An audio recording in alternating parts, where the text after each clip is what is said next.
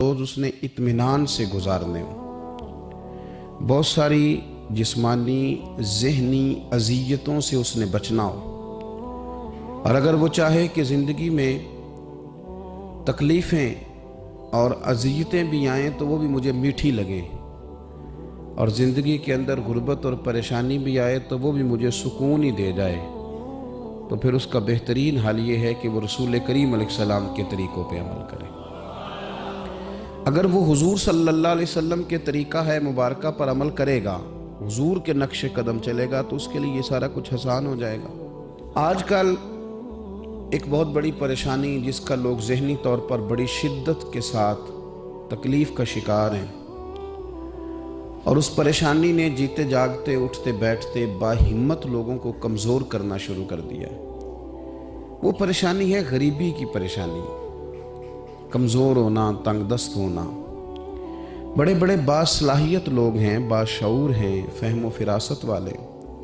اللہ تبارک و تعالیٰ نے ساری نعمتوں سے انہیں نوازا ہوا ہے، لیکن ایک پیسہ نہ ہونے کی وجہ سے وہ عدم اعتماد کا شکار ہے، مفت میں پریشان رہتے ہیں کہ میرے پاس پیسے نہیں ہیں تو جانے کیا ہو جائے گا۔ غریبی، غربت آزمائش ضرور ہے، لیکن اس کا یہ مطلب نہیں ہے کہ ہم اس قدر زیادہ اپنے آپ کو احساس کمزوری میں لے جائیں کہ ہماری باقی ساری نعمتوں کا ہم شکریہ ہی ادا نہ کریں اور کسی اور خوبی کو اپنے اندر محسوس ہی نہ کریں۔ یہاں تک حالات خراب ہو گئے کہ جو خودکشیاں بہت زیادہ کثرت سے ہونے لگی ہیں، تو ان میں بھی ایک بڑی وجہ دولت کا نہ ہونا، پیسوں کا نہ ہونا، غریبی کا ہونا۔ اس میں شک نہیں کہ انسان بہت سا ذہنی تناؤ کا شکار ہوتا ہے اگر اس کے پاس اس کی ضروریات کے تعلق سے پیسے نہ ہوں، لیکن یہ کہ اس کو ذہن پہ سوار کرنا اور ہر وقت یہی بات کرنا، اس بات کو اچھی طرح سب سے پہلے سمجھ لیں کہ نبی پاک صلی اللہ علیہ وسلم دن میں ایک وقت روٹی کھانے اور 3 دن فاقہ کرنے کے لیے مجبور نہیں۔ کائنات کے خزانوں کی چابیاں اللہ نے اپنے محبوب کو عطا فرمائی ہیں، لیکن اس کے باوجود نبی کریم صلی اللہ تعالیٰ علیہ وسلم نے فقر کو اختیار کیا۔ حضور نے غریبی کو پسند کیا، تھوڑے پہ گزارا کرنا، تھوڑے پہ زندگی گزارنا، اس کو ترجیح دی رسول کریم نے۔ یہ جو فقیری ہے نا، فقیری یہ اتنی حسین چیز ہے کہ یہ میرے نبی پاک کی پسند ہے، یہ حضور کی پسند ہے۔ اس فقر کے اندر جو حسن ہے اور اس فقیری کے اندر جو طاقت ہے اور اس کی جو خوبصورتی ہے، اس کو اگر ہم ملاحظہ کرنا شروع کریں اور اس پر ہم تھوڑی توجہ دینے لگیں، تو ہو سکتا ہے بہت سارے لوگ جو غریبی کو اپنے لیے ذہنی اذیت محسوس کرتے ہیں، وہ فقر کو فخر سمجھنا شروع کر دیں۔ اسی طرح کچھ لوگ ایسے ہیں کہ جو سوسائٹی کے اندر کوئی بڑا مقام نہیں رکھتے، کوئی سیاسی، سماجی، مذہبی بڑا قد کاٹ نہیں رکھتے، وہ بھی اپنے آپ کو بڑا کمزور محسوس کرتے ہیں۔ وہ سمجھتے ہیں کہ شاید دنیا میں بڑا آدمی وہی ہوتا ہے جس کی ایک فون کال پہ سارے کام ہو جائیں۔ ایسا نہیں ہے۔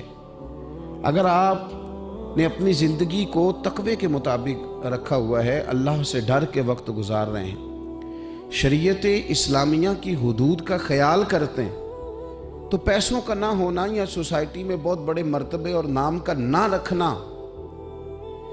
یہ کوئی زیادہ اہمیت نہیں رکھتا، بلکہ اہمیت تو اس بات کی ہے کہ ہم اللہ رسول کی رضا کے مطابق چل رہے ہیں کہ نہیں چل رہے۔ نبی پاک صلی اللہ تعالیٰ علیہ وآلہ وسلم نے جو کامیابی ہمیں بتائی ہے اور جو انتقال کے بعد قیامت کا منظر گزرنے کے بعد ہمارے لیے کامیابی ہے، وہ جنت ہے۔ جنتی اور جہنمی برابر نہیں ہو سکتے، جنتی اور جہنمی برابر نہیں، بلکہ اصحاب الجنتی ہم الفائزون، یہ جنت والے ہیں، یہ کامیاب ہونے والے لوگ۔ جنتی اور جہنمی برابر نہیں، قرآن مجید نے فیصلہ کیا کہ یہ برابر نہیں، بلکہ جو جنت میں چلا گیا وہ کامیاب ہو گیا، وہ اللہ کی رحمت کے قریب چلا گیا، خدا کا فضل اسے نصیب ہوا۔ اب بہت بڑی کامیابی ہے جنت۔ اور حدیث پاک سنیے گا، یہ بخاری مسلم میں موجود ہے، حضرت عمران بن حسین رضی اللہ تعالیٰ عنہ حدیث کے راوی ہیں کہ رسول کریم صلی اللہ تعالیٰ علیہ وآلہ وسلم نے ارشاد فرمایا کہ میں نے جنت میں اکثر وہ لوگ دیکھے ہیں جو دنیا میں فقیر تھے۔ جنت ایک کامیابی ہے، جنت ایک بڑا مقام ہے، جنتی اور جہنمی برابر نہیں، لیکن حضور فرماتے ہیں میں نے جنت میں اکثریت فقراء کی دیکھی ہے، اکثر فقراء کی۔ اتنی دوڑ لگی ہوئی ہے مال کے لیے، اتنی جد و جہد ہے، ہم سمجھتے ہیں کہ پیسہ ہے تو سارا کچھ ہی ہے۔ دیکھیں پیسہ صاحب کا غلط نہیں، پیسے تو حضرت سیدنا عثمان غنی کے پاس بھی بڑھے،